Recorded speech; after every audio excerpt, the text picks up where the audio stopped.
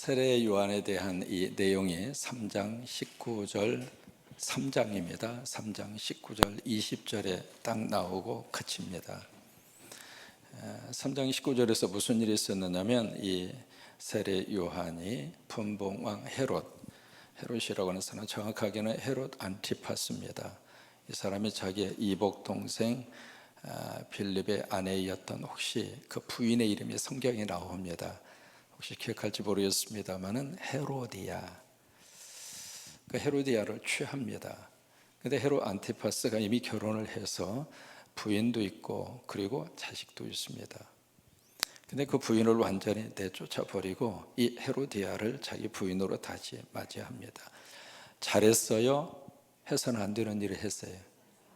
해서는 안 되는 일을 했죠. 누가요? 최고의 통치자가. 그래서 이제 그 모습을 본 이 세례 요한이 가만히 있지 않고 지적합니다. 어떻게 왕으로서 이런 행동을 하십니까? 해서 지적을 해요. 여러분, 하나님의 사람은 세상의 불의 앞에 눈 감고 사는 사람이 아닙니다. 성령님이 내 안에 계시면 잘못을 잘못이라고 말하도록 성령님이 우리를 그렇게 쓰십니다. 그래서 세례 요한이 그렇게 한 거예요. 모든 사람이 다 침묵하고 있을 때 요한은 침묵하지 않았습니다. 이제 그 일로 인해서 이 헤롯 안티파스가 세례 요한 때문에 계속 자기의 위치가 불안하니까 감옥에 쳐넣습니다. 그게 이제 누가복음 3장 19절입니다. 20절입니다. 이제 그리고 나서 예수님의 사역이 쭉 진행이 되는데 오늘 7장 28절에 가서 요한이 다시 등장합니다. 그러면 3장 20절에서 7장 18절 그 사이까지 질문할게요. 세례 요한은 어디에 있었을까? 감옥에 있습니다. 투옥된 상태로 지금 감옥에 있는 거예요. 있는데 오늘 18절을 보시면 이 세례 요한의 제자들이 굉장히 많았잖아요. 그 제자들이 예수님이 하시고 있는 사역을 감옥에 있는 요한에게 가서 전달을 합니다. 근데 그 전달을 받은 이 요한이 고개를 갸우뚱거리는 거예요. 왜 고개를 갸우뚱거리까? 자기가 생각한 메시아, 자기가 생각한 그리스도, 과연 그분이 맞는가?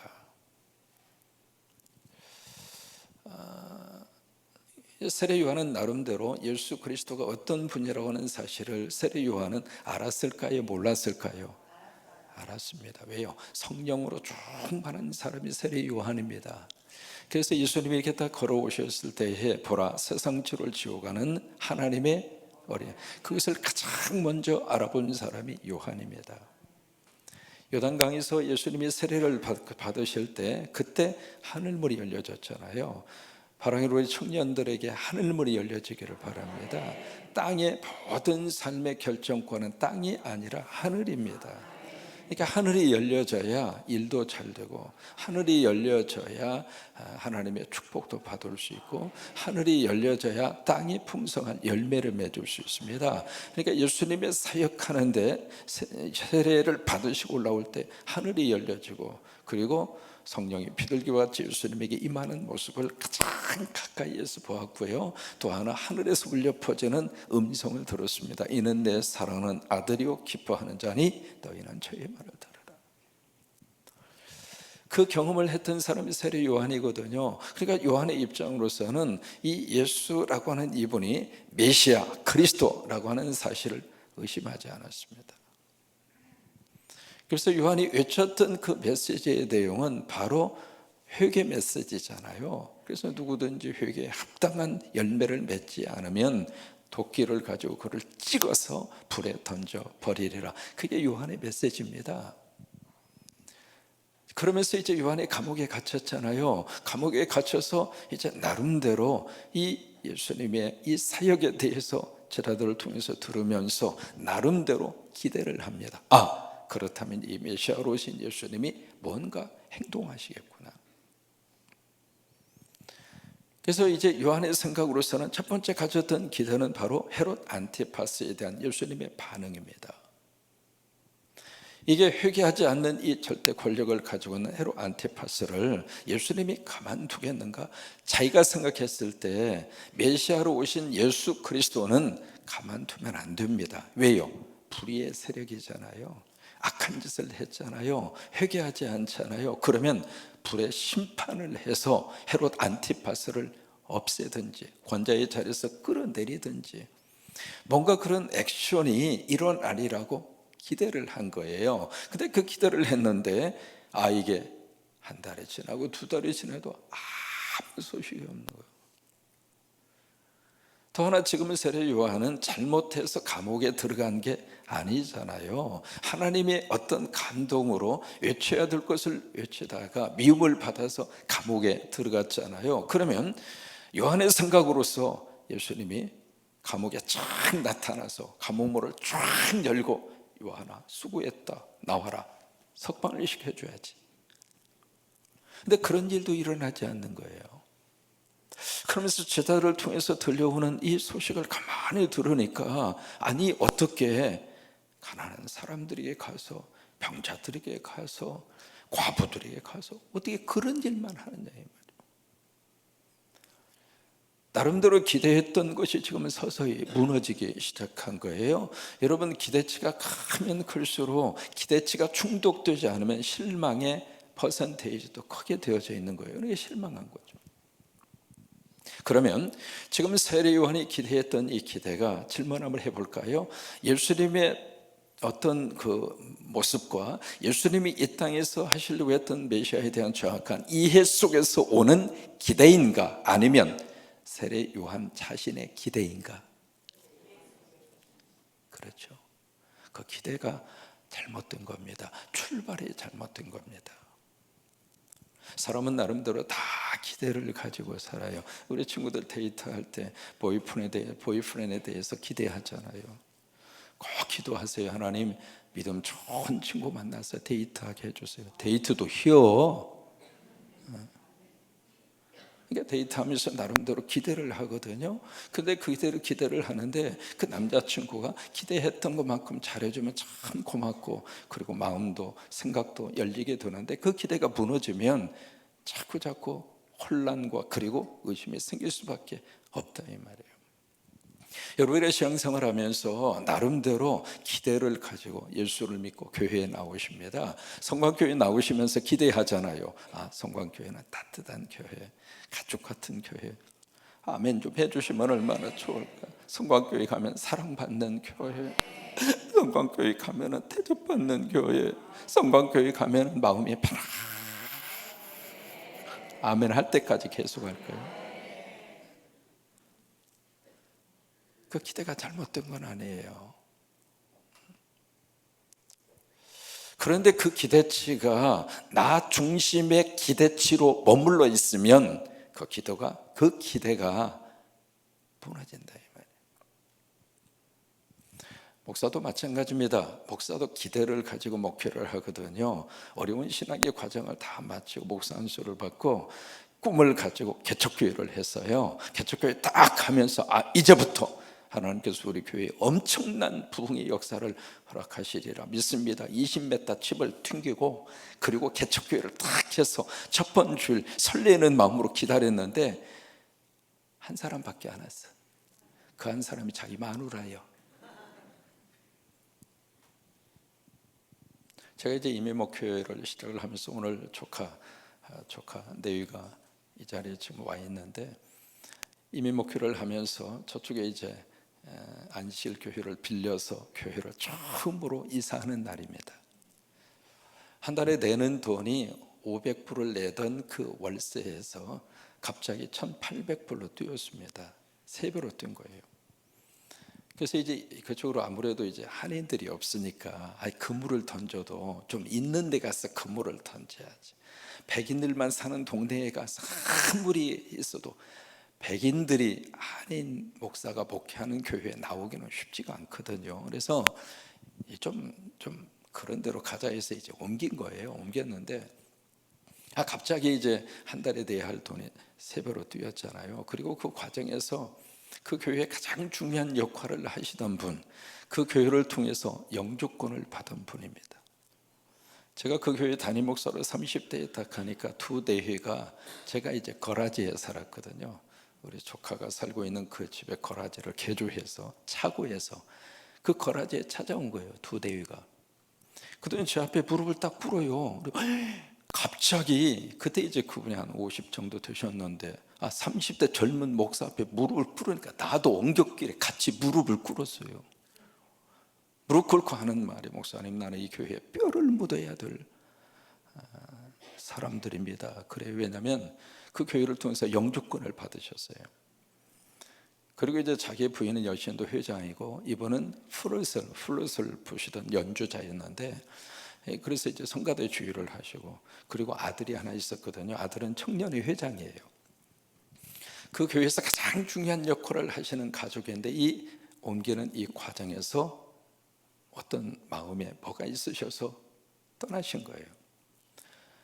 그러니까 이게 갑자기 월세는 뛰었지, 있던 교인도 떨어져 나갔지, 이제 그런 상태에서 처음으로 주일을 맞이하는데 꿈을 꿨어요. 저녁에 꿈을 꿨는데, 세상에 이 예배 인도하기 위해서 문을 쫙 여는 순간에 그 예배당에 교인이 꽉 찬 거예요. 아멘이잖아요. 교인들이 얼마나 많이 찾는지 저 뒤에서부터 앞에 강대상까지 가는데 한참 걸렸어요. 사람이 너무 많아가지고. 죄송하다고, 나 가서 예배 인도해야 되니까 좀 길을 비켜달라고. 그렇게 해서 이제 한참을 강대상에 와서 그렇게 해서 딱 예배 인도하는 그 꿈을 꾸었으니까 세상에 주일날 빨리 돌아오기를 학수고대하는 거예요. 새벽에 일찍 일어나가지고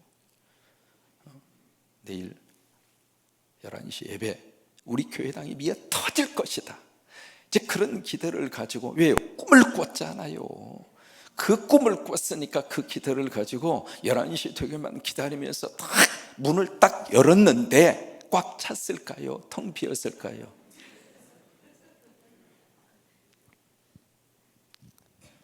첫 번 그때 옮겨가서 주일 예배 인도하면서, 주님, 이게 뭡니까? 그 꿈은 개꿈이었습니까? 허황된 꿈이었습니까? 사람은 나름대로 다 기대를 하는 거예요. 근데 그 기대치는 잘못된 건 아니지만 중요한 것은 그 기대가 철저하게 나 중심의 기대만 가지고 있으면 안 된다고 하는 거예요. 그래서 그 질문 앞에 세례 요한이 질문합니다. 제자들을 통해서, 오실 그이가 당신입니까? 아니면 우리가 다른 사람을 기다려야 합니까? 오실 그이라고 하는 것은 메시아입니다. 메시아를 수천 년 동안 기다렸는데, 나는 당신이 메시아로 생각하고 그렇게 믿고 여기까지 왔는데, 지금 당신이 하고 있는 이 모든 행동을 보면 내가 생각한 메시아가 아닙니다. 그러면 정말로 당신이 그 메시아입니까? 아니면 다른 사람을 기다려야 합니까? 유대인들은 지금도 후자입니다. 다른 사람을 지금도 유대인들은 기다리고 있습니다. 그러니까 예수님이 뭐라고 답변을 하시는가? 그래, 너희들이 보고 들은 것을 요한에게 가서 전해라. 여러분, 두 가지입니다. 거기에 보았다라고 하는 이 단어는요, 예수님이 무엇을 말하느냐면 정체성입니다. 예수님이 누군가? 예수라고 하는 그분이 도대체 누구인가? 예수 그리스도에 대한 아이덴티티, 정체성이에요. 너희가 확인한 그 정체성을 요한에게 가서 이야기를 해라, 이 말이에요. 두 번째로, 너희가 뭘 한 거? 들은 거, 메시지입니다. 예수님을 통해서 증거가 되었던 그 메시지, 그것을 요한에게 가서 전해라, 그 말이에요. 여러분, 이 두 가지의 내용은 꼭 우리에게 필요합니다. 간혹 가다가 메시지만 듣고 정체성을 확인하지 않을 때가 있고요, 또 하나는 정체성만 딱 붙잡고 메시지는 소홀히 하는 경우가 있습니다. 아니에요. 예수가 누구라고 하는 사실을 정확하게 보라, 이 말이에요.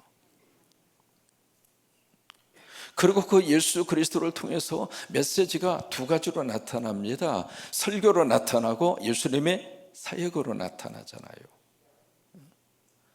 그러면서 쭉 예수님이 그 말씀을 하세요. 맹인이 눈을 뜨고, 걷지 못하던 자가 걷고, 가난한 자에게 복음이 증거되고. 이게 바로 뭐냐면 이사야 35장 5절 6절의 말씀을 인용을 한 겁니다. 이사야 35장 5절 6절의 말씀, 유명한 이사야의 예언이거든요. 저게 5절과 6절이 바로 뭐냐면 메시아의 사역입니다. 또 하나 이사야서 61장 1절의 말씀이거든요. 그 말씀이 바로 700년 전에 이사야를 통해서 메시아가 이 땅에 오셔서 하시는 그의 메시지입니다. 그것을 이 세례 요한에게 가르쳐 주는 거예요. 성경이 뭐라고 그랬느냐? 성경이 기록이 된 대로 지금 이루어지고 있고 성경의 예언이 된 대로 지금 성취가 되고 있는데 그 성취자로 하고 있는 내가 메시아다. 예수님의 자기 정체성의 선언입니다. 그래서 오늘 마지막 말씀에 아주 의미 있는 말씀을 예수님이 툭 하고 던집니다. 뭐라고 말씀을 던지는가? 바로 23절이잖아요. 23절 같이 있습니다. 누구든지 나로 말미암아 실족하지 아니하는 자는 복이 있도다 하시니라. 누구든지 어떤 사람이든지 나 때문에, 그 나가 누구일까요? 예수님이에요. 예수님 때문에 실족하지 않는 사람은 복이 있다. 두 가지 메시지입니다. 첫째, 예수님 때문에 실족하는 사람이 참 많구나. 이게 무슨 얘기일까? 예수님이 우리를 실족하게 할까요? 실족한다는 이야기는 좀 쉬운 말로 말하면 발이 미끄러져서 넘어진다 이 말이에요. 실족. 여기서 나온 말이 스캔들이라고 하는 말이 여기서 나온 거예요. 다른 사람을 넘어지게 하기 위해서, 미혹하기 위해서 돋는 덫, 그것을 스캔들이라고 그러거든요. 그러니까 그 단어가 여기서 나왔는데, 이 발을 디뎠는데 이게 뭐 바나나 껍질이 있어서 잘못 집어서 팍 하고 미끄러지는 것처럼, 이게 미끄러지는 그것을 이제 실족한다, 그 단어를 쓰고 있는데, 다른 사람 때문에 실족하는 것이 아니라 나로 말미암아 예수님 때문에 실족하는 사람이 많더라 그 말이에요. 신앙생활 하시면서 예수님 때문에 실족하지 않으셨으면 좋겠습니다. 그럼 왜 예수님 때문에 실족을 할까? 나름대로 예수님에 대해서 기대를 했어요. 이렇게 새벽기도 한번 나오면은 예수님이 나한테 좋은 데이트 상자자를 아침 11시에 보내줄 줄 알았는데 11시가 돼도 데이트 상자자가 안 나타나. 그럼 예수님 때문에 실족하는 거예요. 나름대로 교회 생활을 하시면서 이 예수 믿다가 교회 나오시다가 실족해서 넘어지는 사람이 의외로 많습니다. 그러면서 오늘 말씀은 실족하지 않는 사람이 복이 있다는 거예요. 신앙생활 하시고 교회 생활 하시고 특별히 사역을 감당하시다가 그 일 때문에 넘어지고 그 일 때문에 시험 들고 그 일 때문에 실족하지 말라 이 말이에요. 여러분, 내일 우리가 장로 피택을 합니다. 기도합니다. 이 장로의 피택의 과정을 통해서 실족하지 않게 하옵소서. 누군가가 하나님이 나를 피택해 주시면 하나님 감사합니다. 겸손하게 그 사명 감당하겠습니다. 하나님 피택을 해줬는데도 불구하고 나 그거 못한다고 안 한다고 그러지 마세요. 그러지 마세요. 내 능력을 보고 하나님이 나를 피택하시는 게 아닙니다. 하나님이 쓰고 싶어서 그런 거예요. 하나님이 쓰고 싶다는데 내 인생을 좀 드리면서 사는 게 얼마나 축복입니까? 피택이 만약에 누군가가 되신다면 그 자리에서 아멘, 그게 신앙인의 자세예요. 또 하나, 설령 내일 하나님이 나를 피택해 주지 않는다 할지라도 그 결과 앞에 아멘, 하나님이 또 다르게 나를 쓰시려고 하는구나. 이래도 저래도 실족하지 마세요. 그게 아멘.